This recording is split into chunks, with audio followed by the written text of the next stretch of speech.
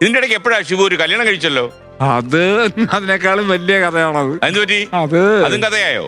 അത് സംഭവം എന്താ, അത് ആ കൊച്ചിന്റെ അടുത്ത് എനിക്ക് യാതൊരു താല്പര്യം ഇല്ലാത്തൊരു കൊച്ചായിരുന്നു അത്. ഇപ്പൊ കല്യാണം കഴിഞ്ഞതിന് ശേഷോ? അല്ല, എനിക്ക് യാതൊരു താല്പര്യം ഇല്ലാത്തൊരു കൊച്ചായിരുന്നു അത്. പിന്നെ ആരാ ഇത് കൂട്ടി ഇണക്കി തന്ന? അമ്മയാണോ? അമ്മച്ചി അവര് അമ്മയുടെ ബന്ധുവായിരുന്നു അല്ലേ? ബന്ധുവാ. അമ്മ ഈ കല്യാണം കഴിഞ്ഞതിന് ശേഷം കുറച്ചാലോ ഒന്ന് ഭാര്യ ഉണ്ടായിരുന്നോ കൂടെ? ഭാര്യ ഇല്ലല്ലോ. ഇല്ല. അതിനകത്തൊരു കുഞ്ഞുണ്ടല്ലേ? ഒരു കുഞ്ഞുണ്ട്, 8.5 വയസ്സുണ്ട്. എന്റെ നാത്തൂന്റെ മോളാ. നിങ്ങള് ബന്ധുക്കളാ? ഇവനാണോ അതിന്റെ ആള്? ഇവനും അവളും ഒരു വീട്ടിൽ വളർന്നതാ.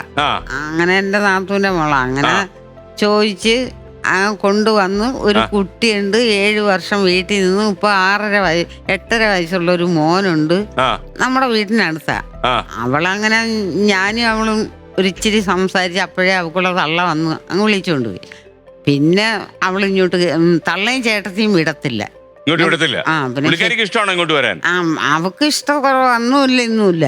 പിന്നെ കൊച്ചിനെ ശനി ഞായറും പഠിത്തം ഇല്ലാത്തപ്പോ ഞാൻ വീട്ടിൽ കൊണ്ടുവന്നിട്ട് രാവിലെ അങ്ങനൊന്നുമില്ല. അതിലിപ്പോ ഈ ശിവന്റെ പാട്ട് തുടങ്ങുന്നുള്ള വീണ്ടും അങ്ങ് ശരിയാവും. അപ്പൊ ഈ പുള്ളിയുടെ ഈ വലത് ഭാഗം തളർന്നതിന് ശേഷമാണോ ഈ ഭാര്യ പോയത്, അതോ മുമ്പേ പോയോ? ഇത് തളർന്നതിന് ശേഷം കളഞ്ഞതിന് ശേഷമാണോ കല്യാണം കഴിച്ചത്? ഇതെല്ലാം അറിഞ്ഞിട്ട് തന്നെ കല്യാണം കഴിച്ചത് അല്ലേ? ഓക്കെ.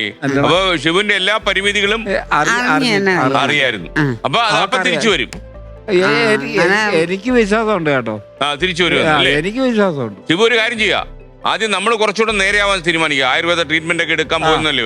ട്രീറ്റ്മെന്റ് എടുത്ത് നമ്മുടെ ഈ വലത് കൈയൊക്കെ ഒന്ന് ശരിയായി കഴിഞ്ഞ് നമ്മൾ അത്യാവശ്യം പാട്ടിലേക്കൊക്കെ മടങ്ങി ഇപ്പൊ ശ്രുതിയോടെ പാടാൻ പറ്റുന്നുണ്ടല്ലോ ഇപ്പോഴും അല്ലേ? പാടാനായിട്ട് ശ്രുതിയൊന്നും പോകുന്നില്ല. ഞാൻ നോക്കിയായിരുന്നു, നോക്കി. അപ്പൊ അത് കുഴപ്പമില്ല.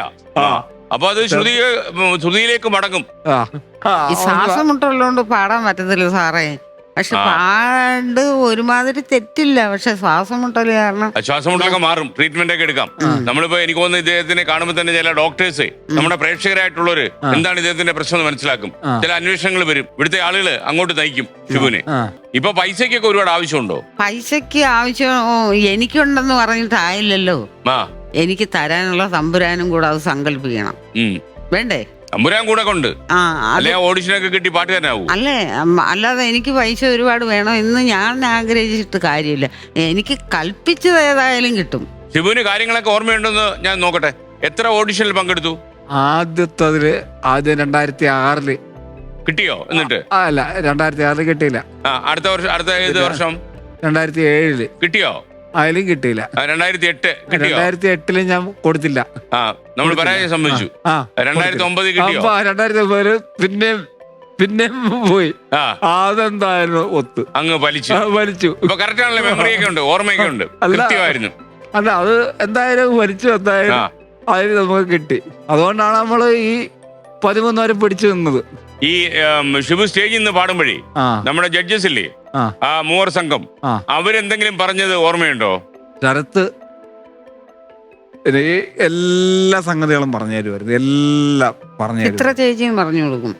3 പേരും പറഞ്ഞു നല്ല രസമായിട്ട്. പക്ഷെ എന്നാലും ശരത് സാറാണ് നമ്മളെ പാടുന്നതിനൊരു എന്താ പറയുക, സംഗതികളൊക്കെ കറക്റ്റ് എവിടെ പോയിട്ടുണ്ട്, എവിടെ കൃത്യമായിട്ട് എല്ലാം പറഞ്ഞു തരുമായിരുന്നു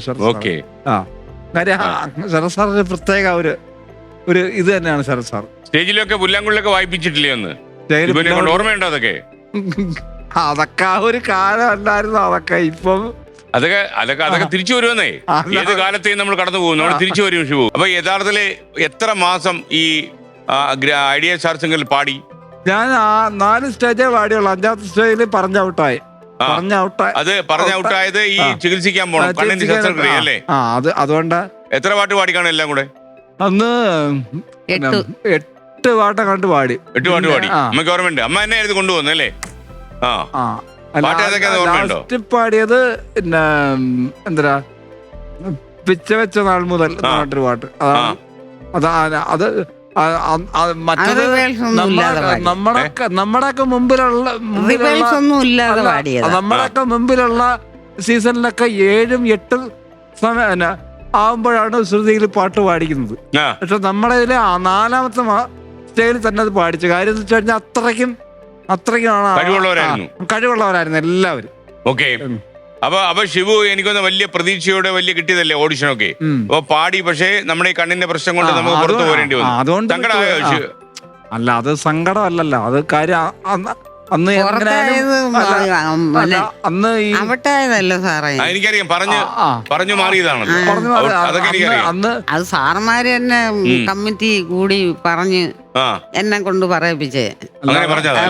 അവനെ പാടിക്കണോ കണ്ണോ ഓപ്പറേഷൻ വേണോ എന്ന് ചോദിച്ചു. ഞാൻ ചേച്ചിയോടും സാറന്മാരോടും പറഞ്ഞ് എന്നെ കൊണ്ട് ഇന്ന് വരെ ഒത്തിട്ടില്ല. ഇത് ഒരു കണ്ണെങ്കിലും ഓപ്പറേഷൻ ചെയ്യാം. എന്നാൽ ഞാൻ പറഞ്ഞു എനിക്ക് 1 കോടിയല്ല ആവശ്യം, എൻ്റെ കൊച്ചിൻ്റെ കണ്ണിൻ്റെ കാഴ്ച കിട്ടുമെന്നെങ്കിൽ അതാണ് എനിക്ക് ഏറ്റവും നല്ലത്. അന്നേരം ട്രിമ്മി ടോമി ഇല്ലേ, പുള്ളി എല്ലാം സെലക്ട് ചെയ്ത് റെഡിയാക്കി ഞങ്ങള് ഈ ആഴ്ച തന്നെ അന്ന് രാത്രി 10 മണിക്ക് അഞ്ചല് ഒരു ഫംഗ്ഷൻ ഉണ്ടായിരുന്നു. അവന് ഒരു സ്വർണ്ണക്കട തുടങ്ങി അതിന്റെ ഇതും കഴിഞ്ഞിട്ടാണ് ഞങ്ങൾ പോയി അവിടെ പോയി റിബേൽസ് ഒന്നുമില്ല. 15 ദിവസം അവിടെ ചെന്ന് നിന്ന് 2 പാട്ടാകും. ചുമ്മാ പോയി ഈ പാട്ടാവും പാടി. ഈ പിച്ച വെച്ച നാളും അത് പാടി ഔട്ടായി. നമ്മള് ഇനി വന്ന് അന്ന് രാത്രി തന്നെ നമ്മള് എറണാകുളത്ത് പോയി. ഔട്ടാവാതെ ആ പാട്ട് ഒന്നുകൂടെ പാടിയല്ലേ? പിച്ച വെച്ച നാൾ മുതൽ ശങ്കർ മഹാദേവന്റെ പാട്ടല്ലേ ലാസ്റ്റ് പാടിയത്? അത് അന്ന് കേട്ടവർക്ക് ഒരു ഓർമ്മ പുതുക്കാൻ വേണ്ടി നമ്മൾ ഒന്നുകൂടെ. അത് സത്യം സാറ് പറഞ്ഞു. കരികോണിലെ ഷിബുവിന്റെ പാട്ട്.